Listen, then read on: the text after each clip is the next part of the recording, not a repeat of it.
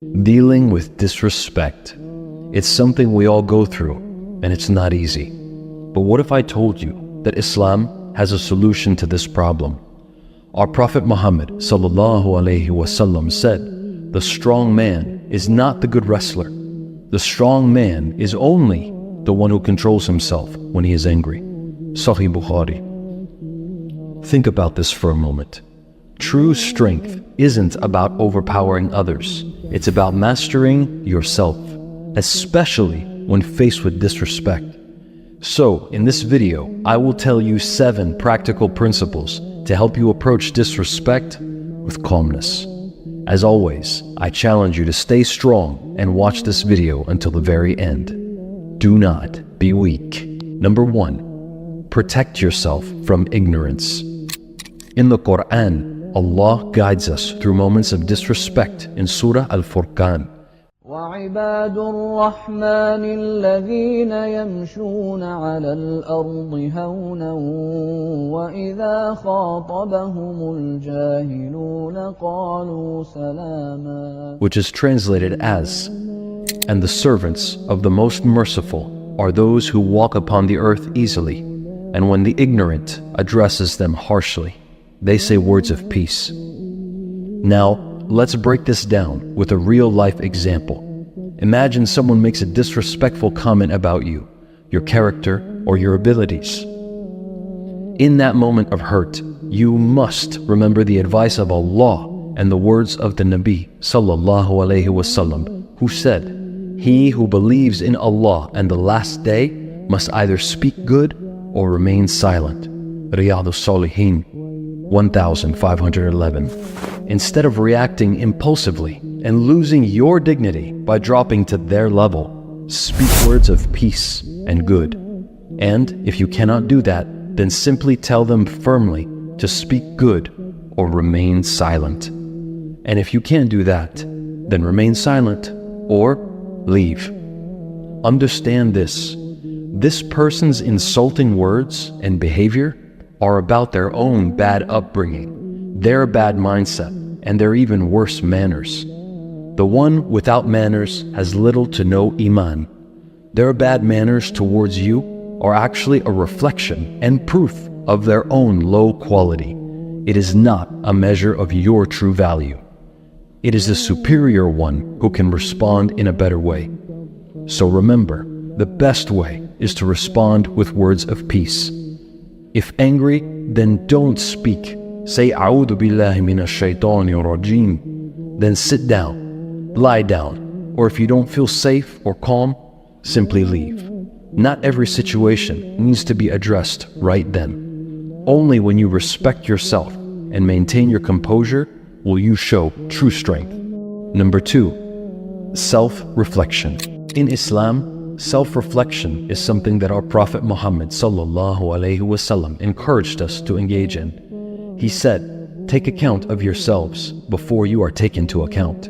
Tirmidhi. Now, imagine a person makes a disrespectful comment about your choices or actions.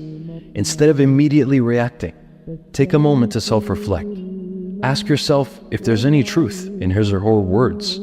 Did you unintentionally do or say something wrong? You must ask yourself these questions before you act. Take time to reflect in a safe place when you're calm and thinking clearly. In Islam, the practice of self-reflection is the way to personal growth. By objectively analyzing the event and your role in it, you gain clarity. The goal is not to blame yourself unnecessarily, but rather to look at your situation in alignment with Islam. So, when faced with disrespect, remember to think on your actions.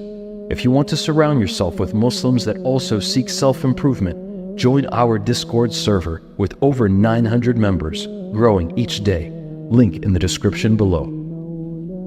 Number 3. When angry, make wudu.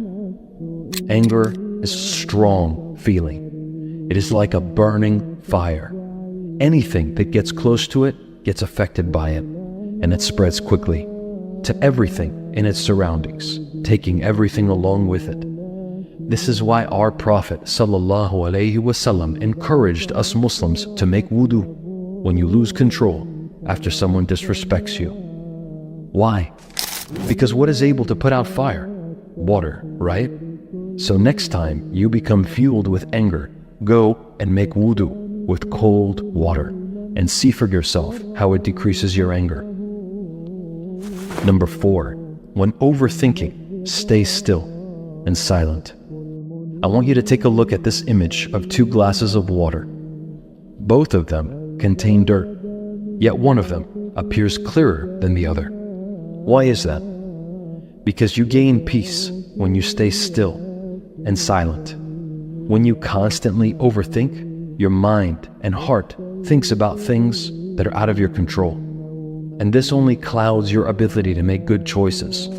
Our Prophet Muhammad ﷺ said, "If one of you becomes angry while standing, let him sit down. If the anger leaves him, good. Otherwise, let him lie down." Abu Dawood.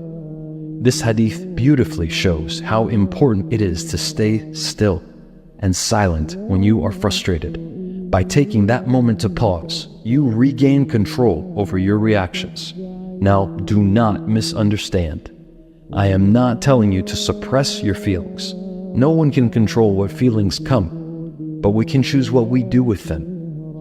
I am asking you to be aware of your feelings, to think about them, to understand them and why they're there, and to maintain control over them, channeling them safely and wisely. Number 5, gratitude. The Prophet Muhammad ﷺ taught us, "He who does not thank the people is not thankful to Allah." Imam Ahmad. Imagine you have helped your friend with something, and that friend suddenly dismisses your efforts. How would you feel? Maybe you would feel unworthy, hurt, upset. Some people do not merit repeated help and are actually quite harmful to us. True friends will appreciate our efforts and will help us as well, but everyone can make mistakes occasionally, and your friends will too. Remember, the Prophet ﷺ's journey to spread Islam. This is a prime example of why we should be thankful and kind, even if our kindness is ignored. This is because your actions are for the sake of Allah, and your reward comes from Allah. Only when we make our intention for Allah will we be free from the disappointment of the people around us. If this is hard to accept, it is because you are actually doing these actions for the sake of recognition of the people. This means your intention is not sincere. If people do not thank you for your efforts, remember that Allah is pleased with it regardless, as long as your intention is for Him and Him alone. It is also important to be grateful for your life, even if you're trapped with a thankless relative or family and feel unappreciated. Remember that Allah sees you and appreciates you, and your reward is even greater because of the difficulty you face. Remember all the good that you have, and know that there is certainly someone else in another part of the world that would be happy to trade you for your problems, because their life is so much worse. With this in mind, you can feel grateful for the decree of Allah in your life. Increase in Iman. Increase your blessings from Allah, and become a good example for those around you. Number 6, Tawakkul. In the Quran, we are reminded that Allah is the ultimate controller of all things, all situations, all destinies. This trust in Allah and Him alone is called Tawakkul. Allah is interpreted to have said in Surah At-Tawbah, قُلْ لَن يُصِيبَنَا إِلَّا مَا كَتَبَ اللَّهُ لَنَا هُوَ مَوْلَانَا وَعَلَى اللَّهِ فَلْيَتَوَكَّلِ الْمُؤْمِنُونَ.